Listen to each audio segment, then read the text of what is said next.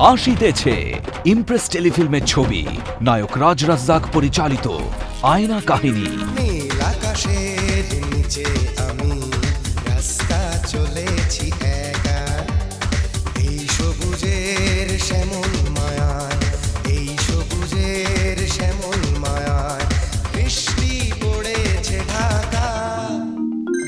আমি যদি তোমাকে বিয়ে করতে চাই, তুমি কি করবে? আগে হলে করতাম।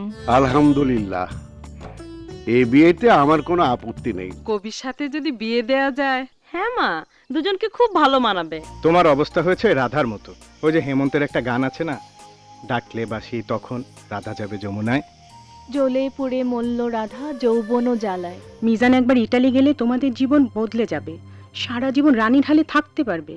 আমি রানীর হালে থাকতে চাই না, আমি তোমাদের ঘরের বউ হয়ে থাকতে চাই। তোমার ঠিকানা আমার বুকে প্রতিটি পাতায় লেখা, তারপরে কেন এতদিন পরে দুজনারে দেখা? তুমি কি জানো তুমি ছাড়া আমি একা, বড় একা। জামাই বিদেশ যাইব, শ্বশুর হিসেবে তারও তো একটা কর্তব্য আছে। শুনুন ঘটক সাহেব, আমি একজন মুক্তিযোদ্ধা, তারপরে স্কুল মাস্টার। যৌতুকের ব্যাপারে আমি ঘোর বিরোধী। তবু আমি মেয়ের সুখের জন্যে, শান্তির জন্যে চিন্তা করে দেখব। এক পা এখন ঘরের ভিতর, এক পা এখন বাইরে, ভালোবাসা মানুষটাকে কাছে কাছে চাই রে। সে যদি তোমাকে বলেই থাকে সে তোমাকে বিয়ে করতে চায়, তবে তোমার উচিত ওকে বিয়ে করা। আমারও তাই মনে হয়। রাজলক্ষ্মী টেলিফিল্মস পরিবেশিত আয়না কাহিনী।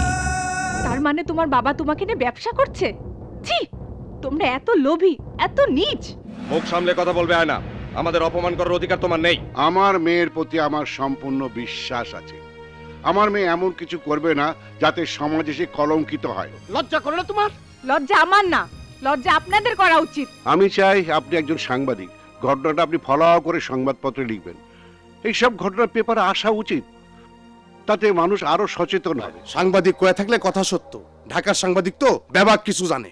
ল হালার সাইজ করি, বাইরে লেগে হাত পা ভাঙ্গা দি। চুল কালো, চক্ষু কালো, মেঘ কালো, রাত্রি কালো, কোন কালোতে জগৎ আলো যদি বুঝিতাম, পিরিতের ওই মাস্তুলে ওই বাধা মোড়াইতাম, পিরিতের ওই মাস্তুলে ওই বাধা মোড়াইতাম। অনশন করে আমি এই উঠানেই মরবো, আপনাদের সবাইকে জেলে পাঠাবো। রাখো তোমার জেল, বহুত জেল ফাঁসি আমি দেখছি। তুমি আমার থ্রেট করো? বাবা, তোমার আমি দেখে বাবা, আন্না সব ঘটনা তার ভাইকে বলেছে। একটু যদি গন্ডগোল করিস তাহলে এই বাড়িঘর জ্বালিয়ে পুড়িয়ে ছাই করে দেবে। তুই আর মনির কাছাকাছি থাকবি, বুঝছস? আমি লোকজন ঠিক করে আই ফেলাছি, আগুন দিয়ে পুইরা দেবো, জ্বালায় দেবো, একদম সারকার করে দেবো। কিন্তু আমি না বলা পর্যন্ত গোলাগুলি করবে না। তোমরা মিজানের বাড়ির আশেপাশে ডিউটি করবে।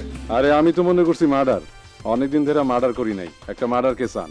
ইচ্ছা করলে আপনি মার্ডারও করতে পারেন। মিজান দোস্ত, এখনো সময় আছে, তুই বিয়েটা করে ফেলা। চল শালা। তুমিও কি মিজানকে বিয়ে করবে না? জি স্যার, আমিও। No no no. থামুন থামুন সবাই। পুরুষে পুরুষে কি বিয়ে হয় স্যার? সুইডেনে আইন হয়েছে পুরুষে পুরুষে বিয়ে করতে পারে, কিন্তু বাংলাদেশে এমন আইন হয়নি স্যার। তোমার মতো মেয়ের অ্যাফেয়ার হওয়া উচিত এইরকম একটা ছেলের সাথে। আয়না মেয়েটা বড় দুঃখী। একটা মেয়ে কতটা কষ্ট পেলে, কতটা দুঃখ পেলে আরেকজনের বাড়ি থেকে অনশন করে, সে তুমি বুঝবে না। তোমার দেবরকে এই, তুমি আমাকে তুমি করে বলছো কেন? আমি কি তোমার সই হই নাকি? তুমি আমাকে কোণে দেখার আলোয় দেখছো? দেখছি মানে দেখতে বাধ্য হচ্ছি। বাধ্য হচ্ছে কেন? লালন জানে, হাসন জানে, খাঁটি প্রেমের কি যে মানে, জানে জানে বৃন্দাবনে প্রেমিক রাধা শ্যাম, পিরিতের ওই মাস্তুলে ওই বাধা মোড়াইতাম, পিরিতের ওই মাস্তুলে ওই বাধা মোড়াইতাম। আমি মতি মাস্টারের মেয়ে, আমি একজন মুক্তিযোদ্ধার মেয়ে।